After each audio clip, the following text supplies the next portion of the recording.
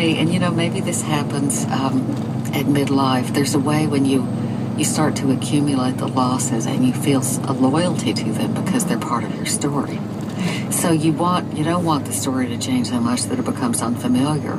But when we're talking about what do you do when the story changes, one reason that I had to sort of embrace the right turn that this book took was that I felt that I was being given another chance to think about the way we tell the story of who we are, and that the way you tell the story is what shapes the life in a way. One begets the other. You think the events become the story, but sometimes the story becomes the truth.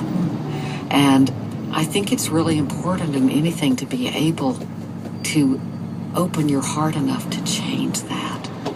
Whether it's about leaving a bad relationship or calling a doctor at the right time or saying, oh my God, I need help here. I can't be married to the facts that I thought were right. That's Gail Caldwell. Her new book, New Life, No Instructions. Gail, thank you so much. Thanks. It's good to be here, Robin. And we'll have an excerpt at herenow.org of this terrific read. And we should say, Gail still has a very slight limp from the polio, but again, a new hip replaced the one degenerated by arthritis, not polio. And of course, her story isn't for everyone with polio, but I suspect some other people might be wondering, Jeremy, if they too have a different story to tell. Here and Now is a production of NPR and WBUR Boston in association with the BBC World Service. I'm Robin Young. I'm Jeremy Hobson. This is Here and Now.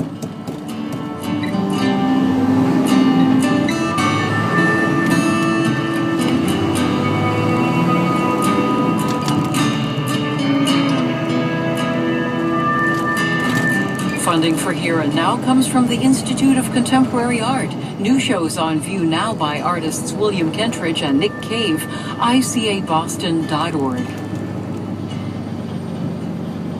We're funded by you, our listeners, and by the Nature Conservancy's Future of Nature Speaker Series. Next up, Conservation and the Bottom Line, May 12th in the South End. Tickets at nature.org/future. Mahoney's Garden Centers, helping to take the guesswork out of gardening. More about specials, seminars, and directions to all 8 Mahoney's locations at mahoneysgarden.com. And Rhino Shield, featured paint contractor on this old house during Newton Center project. Details about the durability of ceramic paint at gorhinoshield.com.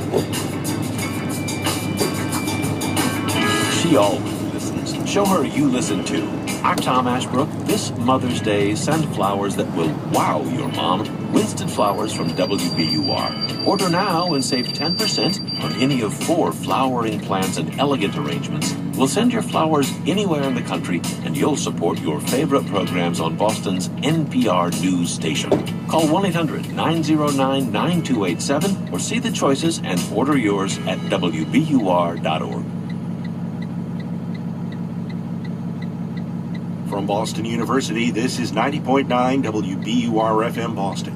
Also broadcasting on 92.7 WBUA Tisbury, Martha's Vineyard, and WCCT-FM Harwich. WBUR, Boston's NPR news station with the latest news and analysis at WBUR.org. From WHYY in Philadelphia, I'm Terry Gross with Fresh Air. Mama, can we go and play? There's still too much to do today.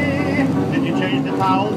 Then put on the Sabbath tablecloth. Set the table. That's lyricist Sheldon Harnick and composer Jerry Bach demoing the song they wrote to open the musical Fiddler on the Roof.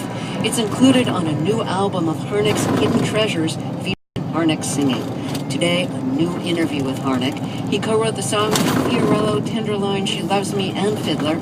Harnick and Bach wrote the song Tradition to replace Fiddler's original opener after a meeting with the show's director. One of us said, hey, you know what this show is about? It's about the changing of the way of life of a people. So instead of a song with the mother and the daughters getting ready for the Sabbath, he wanted us to write a song about tradition. Today is Sheldon Harnick's 90th birthday. That's on Fresh Air, First News. From NPR News in Washington, I'm Lakshmi Singh. In an election year setback for Democrats, Senate Republicans have blocked the advancement of a bill to raise the federal minimum wage to $10.10